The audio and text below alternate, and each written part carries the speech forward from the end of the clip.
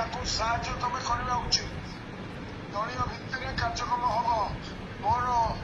ମୋର ମନା ନାହିଁ ଯେ ସମୀର ଦାସକୁ ଆମେ ଟିକଟ ଦେଇଥାନ୍ତୁ, କିନ୍ତୁ ପରିବର୍ତ୍ତିତ ପରିସ୍ଥିତିରେ ସମୀର ନାଁରେ ଯୋଉ ପ୍ରକାରର କାଗଜପତ୍ର ବାହାରିଥିଲା ତାକୁ ଦେଖିଲା ପରେ ଦଳର ନିଷ୍ପତ୍ତି ସେଇଟା କରାଯାଇଥିଲା। ଯଦି ସେ କଥାଟା ତାକୁ ଟିକଟ ଦିଆଗଲା ପରେ ବାହାରିଥାନ୍ତା ତେବେ ଦଳର ସମ୍ମାନ କେବେ ରହନ୍ତା ନାହିଁ।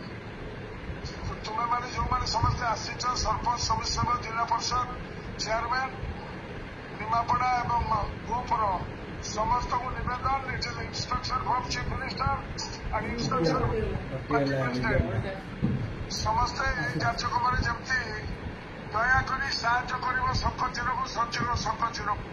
ତୁମେମାନେ ସମସ୍ତେ ଜିଲ୍ଲା ପରିଷଦ ଜିତିଛ ଶଙ୍ଖଚିହ୍ନରେ, ତୁମମାନେ ସରପଞ୍ଚ, ସମିତିସଭ୍ୟ, ଚେୟାରମ୍ୟାନ ହେଇଛ ସମସ୍ତେ ଶଙ୍ଖଚିହ୍ନ ପାଇଁ। ତେଣୁକରି ଗୋଟିଏ ଧାଡିରେ ଦିଆଯିବ। ବର୍ତ୍ତମାନ ତମେ ଶଙ୍ଖର କାର୍ଯ୍ୟକ୍ରମ କରିବା ଏବଂ ଆମର ପାର୍ଲାମେଣ୍ଟ କ୍ୟାଣ୍ଡିଡେଟ୍ ଯିଏ ଅଛନ୍ତି ତାକୁ ମଧ୍ୟ ସେଇ ଅନୁସାରେ କାର୍ଯ୍ୟକ୍ରମ ହବ। ସମସ୍ତଙ୍କୁ ସେଇ ନିବେଦନ ରଖୁଛି। କାହାର କିଛି ପଚାରିବାର ଅଛି ଯଦି କ୍ୱେଶ୍ଚନ ମତେ ପଚାର। ତାକୁ ସାହାଯ୍ୟ ତମେ କରିବା ଉଚିତ। ଦଳୀୟ ଭିତ୍ତିରେ କାର୍ଯ୍ୟକ୍ରମ ହବ। ମୋର ମନା ନାହିଁ ଯେ ସମୀର ଦାସକୁ ଆମେ ଟିକଟ ଦେଇଥାନ୍ତୁ, କିନ୍ତୁ ପରିବର୍ତ୍ତିତ ପରିସ୍ଥିତିରେ ସମୀର ନାଁରେ ଯୋଉ ପ୍ରକାରର କାଗଜପତ୍ର ବାହାରିଥିଲା ତାକୁ ଦେଖିଲା ପରେ ଦଳର ନିଷ୍ପତ୍ତି ସେଇଟା କରାଯାଇଥିଲା। ଯଦି ସେ କଥାଟା ତାକୁ ଟିକଟ ଦିଆଗଲା ପରେ ବାହାରିଥାନ୍ତା ତେବେ ଦଳର ସମ୍ମାନ କେବେ ରହନ୍ତା ନାହିଁ।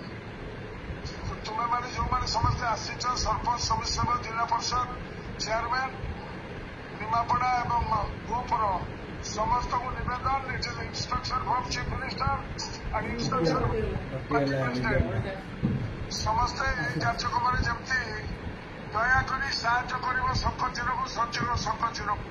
ତୁମେମାନେ ସମସ୍ତେ ଜିଲ୍ଲା ପରିଷଦ ଜିତିଛ ଶଙ୍ଖଚିହ୍ନରେ, ତୁମମାନେ ସରପଞ୍ଚ, ସମିତିସଭ୍ୟ, ଚେୟାରମ୍ୟାନ ହେଇଛ ସମସ୍ତେ ଶଙ୍ଖଚିହ୍ନ ପାଇଁ।